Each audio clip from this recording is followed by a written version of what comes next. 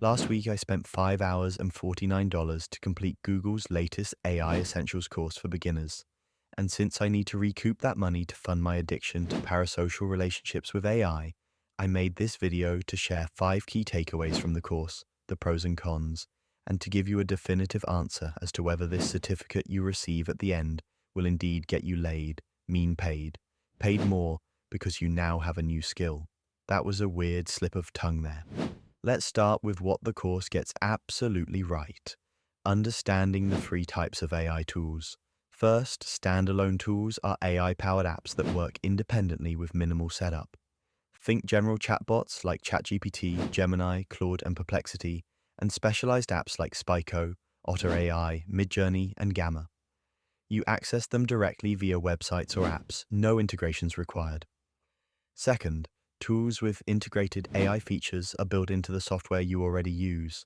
Instead of copying your text into a chatbot, you can improve writing directly inside Google Docs using Gemini for Workspace, or generate images right inside Google Slides. Third, custom AI solutions are tailor-made to solve specific problems, and the best ones need little to no technical know-how from users. A standout example is Johns Hopkins University's AI system built to detect sepsis, which improved diagnostic accuracy from 2 to 5% to an average of 40%. Even in sales, custom solutions can ingest client data, factor in seasonality, history, and industry trends, and rank accounts by how likely they are to need assistance so you can prioritize your time. Takeaway 2 is a prompt engineering move that feels obvious but changes everything. Surface implied context. If your vegetarian friend asks for restaurant recommendations, you automatically think vegetarian friendly, even if they don't say it. With AI, you must explicitly include that context. Planning a raise negotiation. Don't just ask for strategies. Include facts like last year's 10% increase, this year's top performance, and a 12% industry average. Then ask how to push for 15%. More context equals better outputs. Takeaway 3 is knowing when to use zero-shot and few-shot prompting. Shot means examples, zero-shot means none, one-shot means one example, and few-shot means 2 or more. If you ask for a Bumble pickup line with no examples, that's zero-shot. If you say, use this one line that worked for my friend, that's one shot. Add multiple successful references, and you've got few-shot. The more relevant examples you feed in, the more relevant the output you'll get. Quick mid-video challenge so we can learn from each other. Drop a comment with a real prompt you use and the specific context you add. Do you rely on zero-shot speed or few-shot precision, and why? Takeaway 4 is chain of thought. Prompting for complex tasks. Google's course nails this. Divide one big task into manageable steps to help the model produce accurate, consistent results. Writing a cover letter. Instead of dumping your resume and job description and saying, write it all, break it down.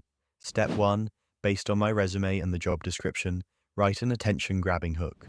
Tweak it. Step 2, now write the body. Rinse and repeat for the closing. This simple structure consistently upgrades the output. If you're getting value so far, hit subscribe for more breakdowns like this, because we turn complicated AI ideas into practical moves you can use today. Takeaway 5 is understanding limitations. First, training data can be biased. If a text-to-image model is trained mostly on minimalistic graphics, it might struggle to produce bold, flashy designs. Second, there may not be enough information on recent events because many models have cutoff dates, so recent topics can be weak. Third, hallucinations are factually inaccurate outputs.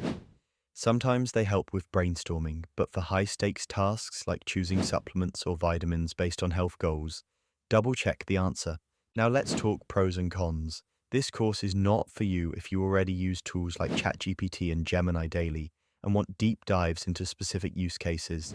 The course explains complex ideas well, but some examples are vague, like mentioning a company using AI to reduce customer service response times without explaining whether it used a standalone tool or a custom solution, how employees were trained, or how data was grounded to prevent hallucinations.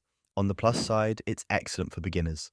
You're learning from Google employees who are established experts. The visuals are clear and simple, like analogizing AI tools and models to a car and its engine. The interactive elements are genuinely helpful. Activities reinforce lesson concepts, and the graded assignments demand attention to pass. There's also a curated list of beginner-friendly AI tools and a glossary of common AI terms. To sum up, this course is great for beginners and visual learners, and the certificate you get at the end can help attract prospective employers and partners. The real question is, will you use these 5 takeaways to actually work smarter with AI or just chase another certificate?